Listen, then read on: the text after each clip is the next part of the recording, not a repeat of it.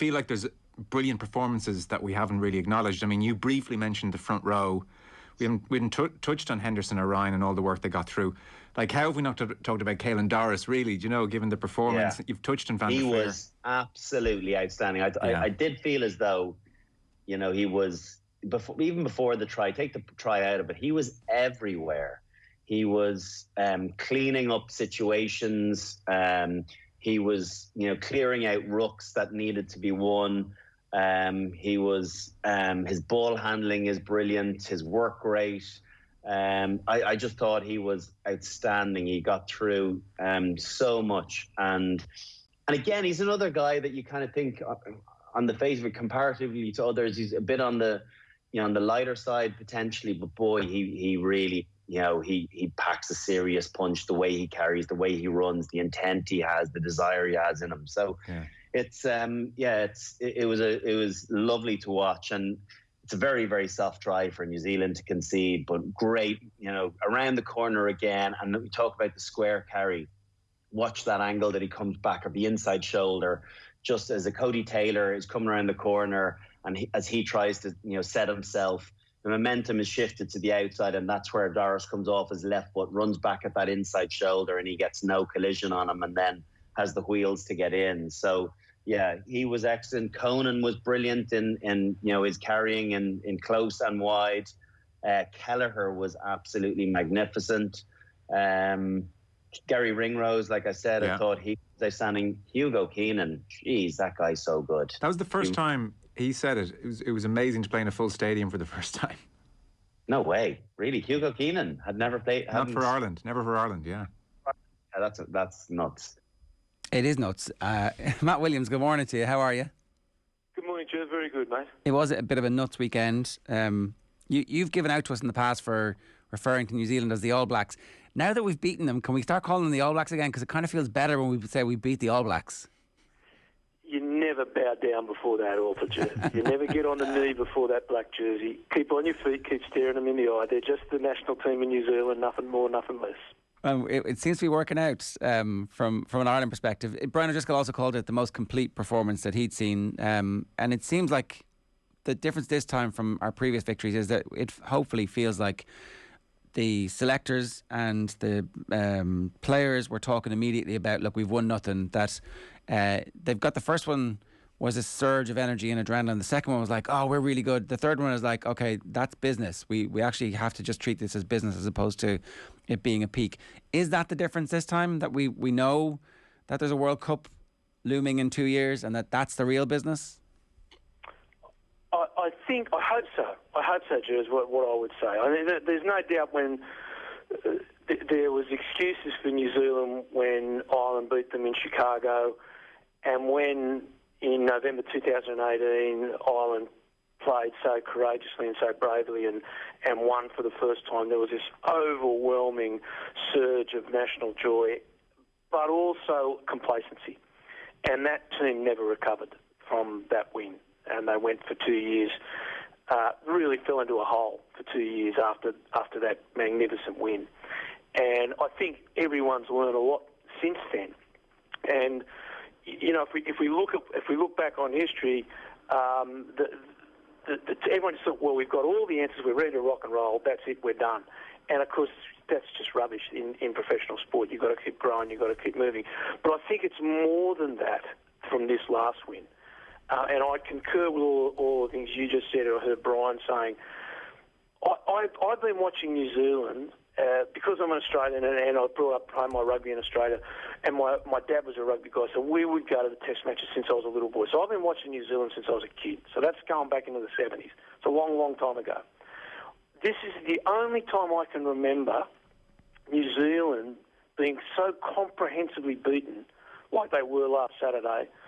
Was in the semi-final of the 1991 World Cup when Australia beat them at Lansdowne Road in one of the greatest test matches, if not the greatest Australia's ever played. Absolutely amazing game. They completely humbled New Zealand. That is the last time and the only time I've seen New Zealand completely torn apart like Ireland did. Like, it wasn't just we scraped home with a drop goal in the last minute. This was a comprehensive defeat. And the other aspect of that is it's the change in Irish rugby. And I'm going to blow my own trumpet here, not to say I'm good. I'm just so happy with the way they played, the style that they played, the ball in hand, the running, the footwork, all the things that Brian was just speaking about with Joe there you played. This Irish team came out with a mindset to play a game the way the rugby should be played and a way that I believe Irish teams can be successful. That is the ball in hand, expressing the national character, which is creative, is vibrant and is joyous. And they did just that. And look at the result. It was uplifting, it was brilliant, but it's the beginning. And the problem was in 2018, it was the end. Everyone said, well, that's it, we've done it. And that's failure in sport. Once you think you're there, you're gone. And this is different. I really hope. Now, the other part of that is it's a really young side. You know, and I know everyone's saying, well, Johnny Sexton, well, let's take Johnny aside. Everyone, that is a pretty young side. You've got Peter May there and one or two of the guys. It might change over the next couple of years, but the guts of that team can stay together. Now, here's the next part. I hope it doesn't. I hope there's lots of competition. I hope they give Keane Hurley another go. I hope they bring other guys in and make the competition within that group really, really competitive, really tough. You've got to fight for a green jersey. It's not given to you. Again, that didn't happen after we beat New Zealand in 2018. So there's a lot of learnings from 2018, a lot of changes, but there's a lot of hope going forward. And a lot of credit's got to go to Farrell. He's changed a lot. He's spent 2 years figuring out which way's up, but he's really got it right in the last 6 months. And I criticised him, and I'll tell you, if I see it's wrong, I'll tell you. But if I see it's right, I'll tell you as well. And he's really got it right at the moment. Yeah, and that statistic about him having won 5 times against the All Blacks has been thrown around quite a bit over the last couple of days. But I wonder, Matt, how important are his own experiences from the World Cup, whether it's 2015 or 2019, and just knowing how off the rails a Rugby World Cup can go when it comes to keeping the feet on the ground and I guess preparing for these next 24 months? I think he would. I think we take a step back. Andy was a great rugby league player, not a good rugby league player, a great rugby league player. Again, you know, rugby league's the dominant rugby code in Australia. So I watched him play a lot as a rugby league player. And at the end of his career, when he was very, very late in his rugby league career, he came across to rugby. Now, he then moved directly into the coaching ranks and got the experience of seeing England completely overblown, expectation overblown in England in 2015 and again for 2 years in 2019. So they're great learnings. They're great opportunities. Like World Cups are unique. And you've got to say Ireland and the Northern Hemisphere, they haven't got it right very often. Clive Woolward got it right once and they demolished what he set out to do a year afterwards, which is just madness. So there's a lot that they can take out of that because there's a long, long way to go. Because you've got to say, look, France, the game this Saturday in Paris, France and New Zealand, is probably going to be, in my opinion, that could be a rehearsal of the World Cup final. Then you've got England getting better, South Africa are not going away. The Australians are going to be annoying. They're not going to be anywhere near as good as the others, but they're going to get better. You know, he knows that you've got to keep grinding, you've got to keep working, you've got to keep moving forward.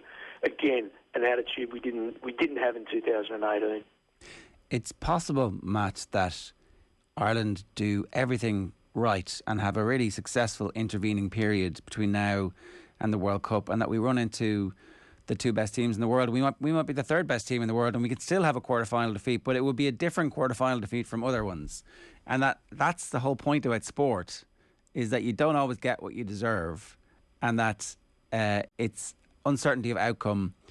And so it kind of feels like we're going to end up trapped in a conversation about Irish rugby is stuck in neutral no matter what happens, barring a win in this one-off match in 2 years' time. And we probably need to reframe the narrative a little bit about where the progress has come from. And I think the first point you made about our national character, that'd be a really interesting conversation for us to have over the next 3 years, 5 years, 10 years, about what our style of play is. And I think it's really interesting to hear you speak about that. So maybe we need to stop being obsessed about the World Cup. I think there's a couple of great points you've got in there, Jer. Rugby's a really weird game. Like, it's really complicated. You know, there's all these imaginary lines. You've got offside, you've got a gain line, you've got all the tackle line, you've got all these things happening here. But it's also a pure game in many ways. You can't lie on a rugby field. You get exposed. And what's happened is Ireland are caught up still, in my opinion, in the amateur era. So when they weren't fit, when I got to Ireland 23 years ago, the guys weren't fit. They weren't nowhere near as fit compared to the Southern Hemisphere. They weren't the same planet. So they couldn't play a running game. They couldn't play an expansive game. But the Irish character, what is Ireland noted for? It's noted for its creativity, for its great writers, its actors, its movie stars, for a positive outlook on life, for its humour, for joy. And your rugby's got to reflect that. Otherwise, you're never going to be successful if you're not being yourself. And that character also changes over time. So you look at Ireland now. Ireland's a vibrant country. Look at the innovations that Ireland's brought in its society and so on. The rugby's got to reflect that. The way you play's got to reflect that. It's got to reflect the current generation of players, not old buggers like me. It's got to reflect Ronan Keller and these young men that are in this side now. And that is the way to play the game. Now, that goes for every team across the world. Now, France are doing rediscovering their character as well, rediscovering to play the game in the image of their national character. The Australians are desperately trying to recapture that we lost, and tragically have lost. There's a long story. Tragedies don't often happen in sport, but that is tragic because it's generations and generations have lost it in Australia. But I would give one other thing: become obsessed with winning a World Cup. Don't ever give that up. And if the best team at a World Cup won it every time, then New Zealand would have won every World Cup from 1987 right through. And they don't. And that's a great thing. That's a great thing for sport. Ireland can win a World Cup. But to win it, you've got to be lunatically, maniacally obsessed with winning, like Eddie Jones is. And you've got to do it, and you've got to drive it, you've got to push it, you've got to live it, you've got to breathe it, you've got to speak about it, and you've got to not accept second best. And you can do both. And you'll fail. You'll fail. Australia's won 2, lost the final.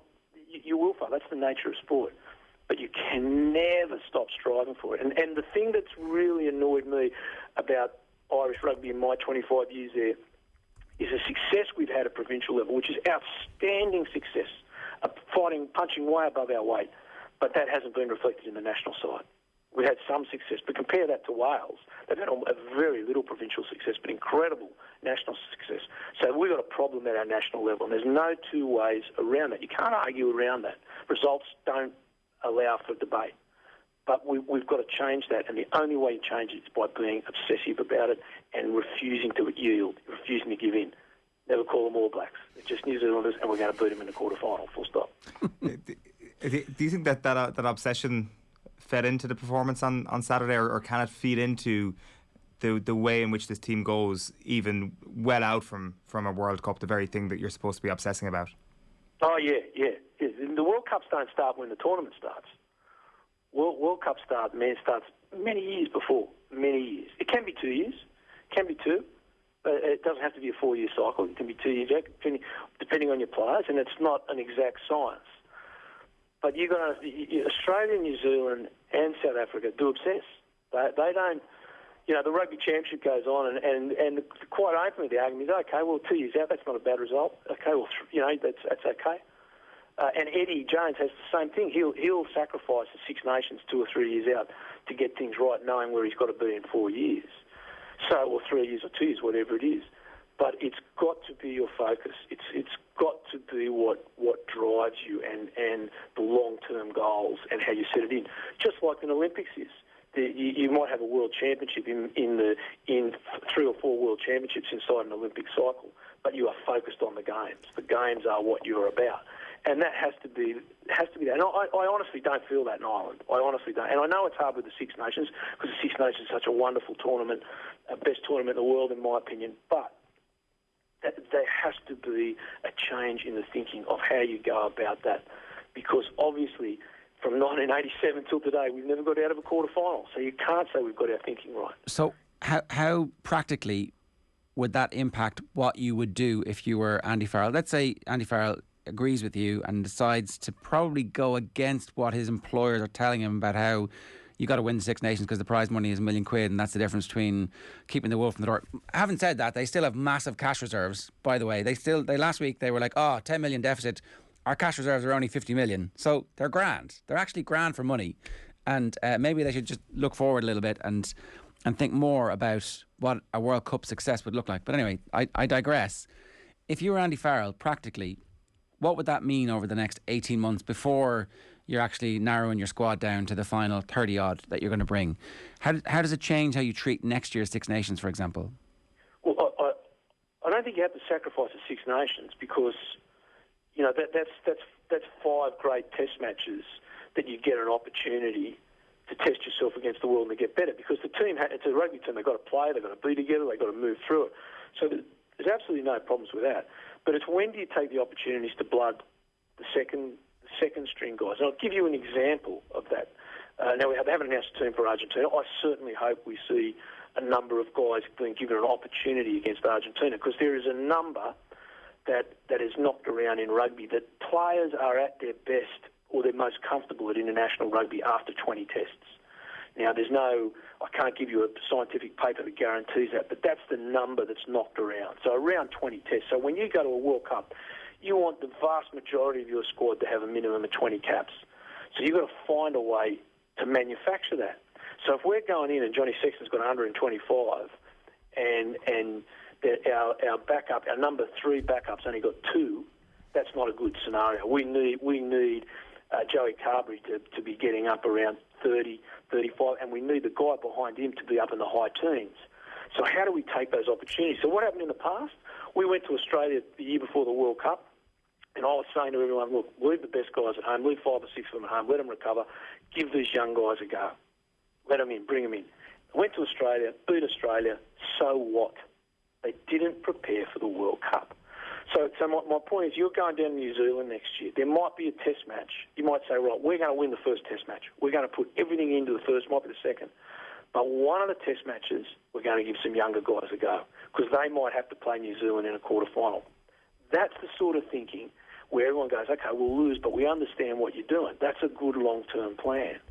Now, there's if we play Italy, okay, well, let's try and give a few other guys a run against Italy when we're playing in the Six Nations. You're playing England, France in Paris. We could be in Paris playing a final against France or a semi-final. Let's put our best team out. We have to put our best team, put everything into winning that game. All those things are preparing yourself to win a World Cup. But if you're only looking for 1 game or 2 games ahead, that's not going to be the case.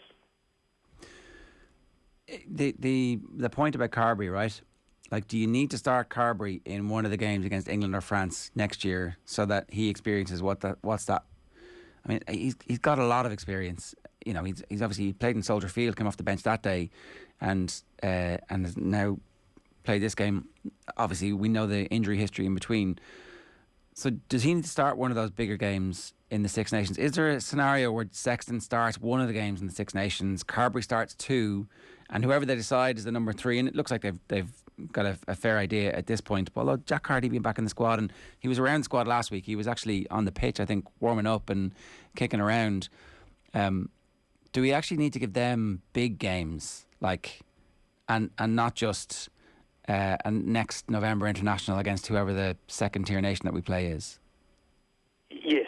Bottom line is yes. So if I it's probably a terrible example for all you listeners. They probably don't want this to happen. Australia play New Zealand 3 times a year, and Dave Rennie, who's the coach of Australia, I think is doing a fabulous job. There's a young 10 called Noah Losasio. Now, they played him for the 3 tests against New Zealand. Australia lost all 3, won quite badly. But that's going to do that kid the world of good in the long run.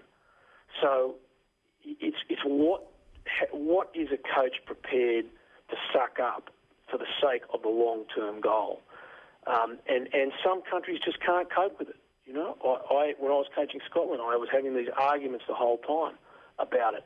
And some people just can't deal with it. New Zealanders are different because they've just got so much talent. They can do what they like. You know, they move guys around all the time. They keep unearthing these great sets of talent. So let's put New Zealand to one side. You know, Eddie Jones the other day gave Marcus Smith his start against Australia and played really, really well. I've got to give Smith a lot of credit. I thought he was very evasive and very strong move. Farrell to inside centre, and left out some pretty big names there that he could have. George Ford, should have been. Everyone said he should have been in that squad. He's playing really well for Leicester, but he didn't. He's made the opportunity, created an opportunity for Marcus Smith. Smith's a talent. Joey's a talent. Joey is a great talent. He's just been injured and he's lacking confidence. He needs to build his confidence up, and the way to do that is to say, right, mate, you're good enough. It's Twickenham. Today's your day. Off you go. And that takes courage from the coach and to support his player. But yes, and then you've got to say, are you prepared to lose a game at Twickenham for the sake of some long-term development of an elite player? And the only way players really learn is by playing. So it's an interesting conversation, but to me the answer is always yes. I think, to be fair to Schmidt, in those tests against Australia, he picked Carberry for the first one. Was that the one we drew? Did Sexton come off the bench to draw that one, and then we won the next one? Is that, I can't actually remember the sequence of events, but yeah, I think it was a draw and the draw and the wins, I think, from memory. Yeah, like he was trying it a little bit, but just seemed kind of less committed to it than he needed to be to make sure that there was genuine competition and depth at that point. Yeah, and I'm not criticising. I've always found myself here saying things about Joe that I don't want to, because I just got such respect for the guy. He was a great coach. We all make mistakes, and I don't know his contract. They might have said, if you go down there and win that series, you get 50,000 euros, So I'd be saying, well, mate, I'm going to win. Like, if you're going to give me 50 grand to win, I'm winning. But if you're going to say, well, don't give me 50 grand for that, but let me develop the other players. Yeah. That all comes down to contracts, and coaches are human. You got bonuses in your contract. If you're going to pick up your bonuses, that's what you've got to do. And look, we don't know, but we're given to understand that the IRFU very much value the prize money because they see the short term cash and the benefits of that, and that's the business model, and that's been the one that they claim sustains the professional game. And so you wouldn't be terribly surprised if there was significant bonuses attached to finishing position. So you're incentivising your coach not to forward plan, but to live in a perpetual now, and that's a very difficult thing for anybody to do. It's impossible, and that's what I really feel for the coaches in this scenario, and that's why the coach has to be empowered to do it.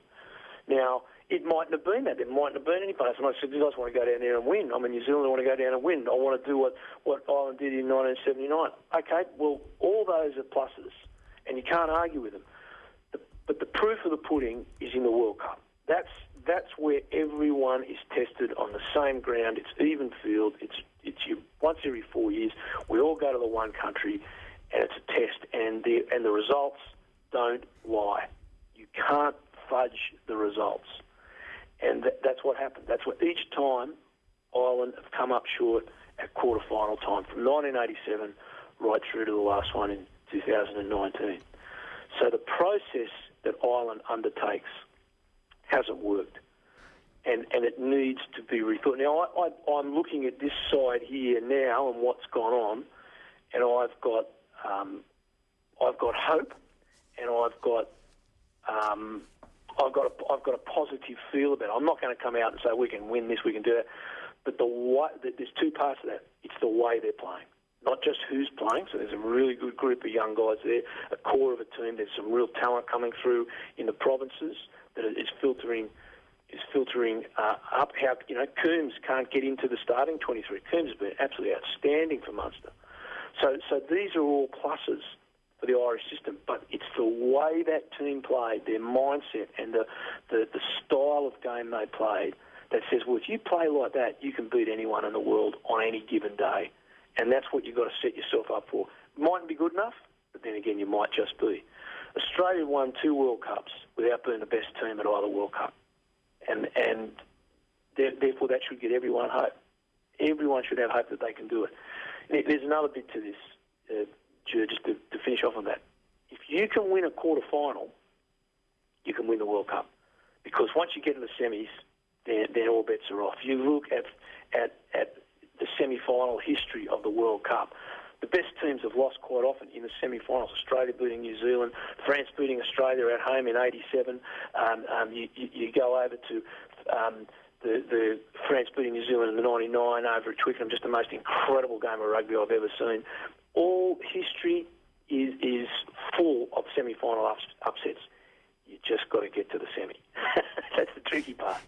get to the semi. And I don't think we should even be talking about the outcome, but the process. That's what I'm liking. The process that these guys have got in place is really positive. Matt, great stuff. Great to have you with us. Thanks a million. Pleasure, mate. Great to talk to you. Bye. That's Matt Williams there, giving us all a national pep talk at the moment to just bring us back to the laser-like focus that we need. The thing is, right, I think they do have this obsession that he's talking about. I think you add Paul O'Connell into the mix in any room, and I think there's going to be a very high level of obsession right there. And I don't know, because Paul O'Connell sat there in your seat, and I was like, oh, we're obsessed with the World Cup. Well, I'm not obsessed with the World Cup. You're obsessed with the World Cup. And I was like, really? And then 2 weeks later, Andy Farrell comes out and goes, yeah, look, we're planning for the World Cup now. I was like, right, so they are obsessed with the World Cup. Yeah, when Matt is talking about what happened in the aftermath of the last New Zealand win as well, it's obviously right that some sense of complacency set in between then and the World Cup. I just wonder, is that with the benefit of hindsight, and that actually that the same thing is going to happen over the next little while? Like, I guess we can't predict the future just yet, but it did feel after that game a couple of years ago in 2018 that, all focus is on next year. It's a big result, but, Ireland had already beaten them. They had got the job done in Soldier Field a couple of years ago. Granted, it was the first home win, but it felt that at that moment in time there was still a lot of talk of keeping the heads, keeping the focus over the course of the next 12 months. Yeah, and it didn't happen. I'd bring you back to what Andy Dunn was saying the whole time, was like, this style of rugby is eventually going to catch up with us. This style of rugby is going to catch up with us. Other teams are going to work us out, and other teams are going to see what we're doing, analyse what we're doing, and counteract what we're doing. Whereas what happened with the game at the weekend, and what's happening with the style of play that we're trying to play at the moment, is it's less predictable, and that it's therefore harder to work out who is going to be the player running onto the ball and who's going to be attacking you. And it's not just setting up a ruck and setting up a ruck and setting up a ruck. And the attritional style of play, hopefully over the course of a World Cup,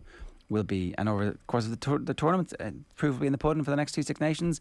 Do we suffer as many injuries over the course of those tournaments as we have done in previous tournaments? And the specific types of injuries where it's like somebody protecting a ball or the ruck gets smashed and gets a hamstring torn off a bone, or it's like a shoulder injury because they're protecting ball for a long period of time and they're a target for those big bodies coming in. So I don't know, like, you'd be very hopeful that what we've done and what we're doing is an evolution, and the evolution won't stop. That it's actually, the culture is now to continuously change, as opposed to, oh, we've got this game now, that's how we're going to play, and that's it.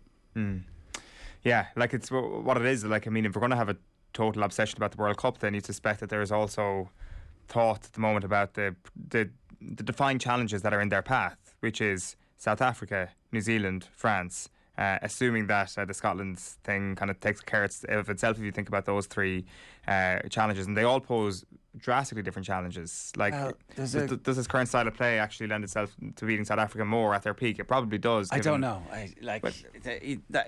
James Lowe poking the bear in advances. That is going to be a good build-up. Yeah. There's going to be a lot of shit talk that week. Yeah, we don't. Has next November's internationals been announced yet? I don't know. Could there be an opportunity to play South Africa a year in advance? I'm not sure. I don't know. I'd be putting your B team out. Yeah, I'd be like 80 box kicks in that game. Yeah, and nothing else. Just start Rory Best.